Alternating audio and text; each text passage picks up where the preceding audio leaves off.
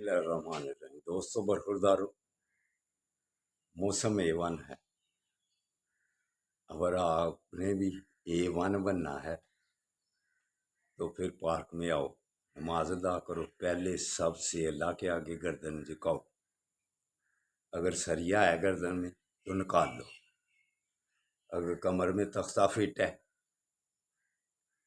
तो झुकने से पीछे हो, अगर तो थोड़ी सी मालिश कराया करो किसी मालचिए से, गर्दन पर भी और अपने पूरे जिस्म पर मालिश कराओ, ताकि आपका जिस्म बेंड होने वाला बन जाए, झुकने वाला बन जाए। झुकने में ही आफियत है। अगर आप झुकते नहीं हैं अल्लाह के आगे तो कहता हूँ तो आप ज़ीरो हैं।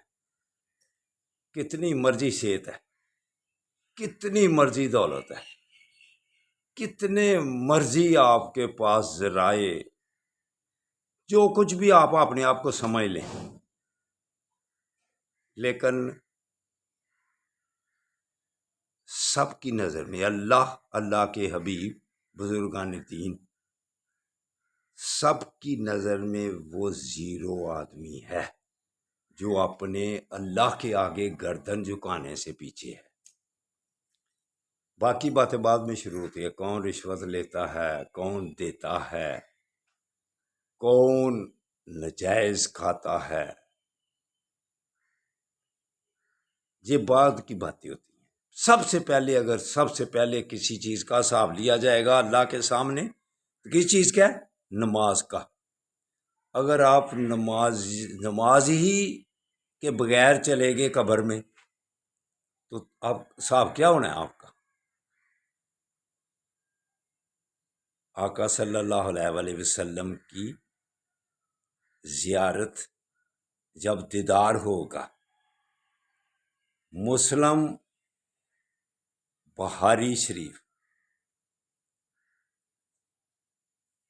इन दोनों किताबों में सिर्फ एक ही बात लिखी हुई है कि आका सल्लल्लाहु अलैहि वसल्लम का दीदार होगा और कहा जाएगा मोहम्मदुर रसूलुल्लाह है। ये इनके बारे में क्या कहता था दुनिया में?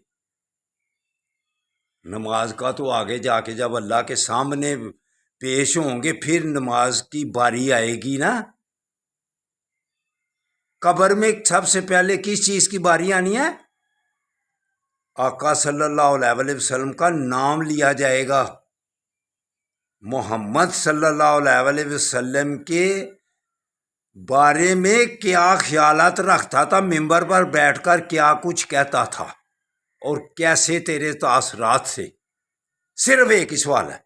बाकी किताबों में लिखा हुआ है, मुस्लिम बुखारी में एक ही है, पढ़ लें। मुस्लिम बुखारी में एक ही है सवाल कि मोहम्मद सल्लल्लाहु अलैहि वसल्लम के बारे में क्या ख्यालात थे। ये कब्र में होगा सवाल। दूसरी किताबों में तीन है, मन रबों का, मन दीनों का, और मोहम्मद सल्लल्लाहु अलैहि वसल्लम के बारे में क्या ख्यालात रखता था। दूसरी किताबों में तीन है, हम तीनों को ही मानते हैं, लेकिन मुस्लिम बुखारी में सिर्फ यही है कि इनके मोहम्मद सल्लल्लाहु अलैहि वसल्लम के बारे में क्या ख्यालात रखता था। इसलिए ख्यालात भी ठीक कर लें। तो इसके बाद बुजुर्गान दीन के बारे में भी ख्यालात ठीक कर लें, तो फिर अपनी सेहत के बारे में भी ख्यालात ठीक कर लें। तो आप कहता हूँ अपने अपने काम के बारे में सोचा करो। दूसरे के काम में बारे मुदाखलत करोगे, दूसरे के बीच में टांगे अड़ाओगे तो टांगे ही खराब होनी है।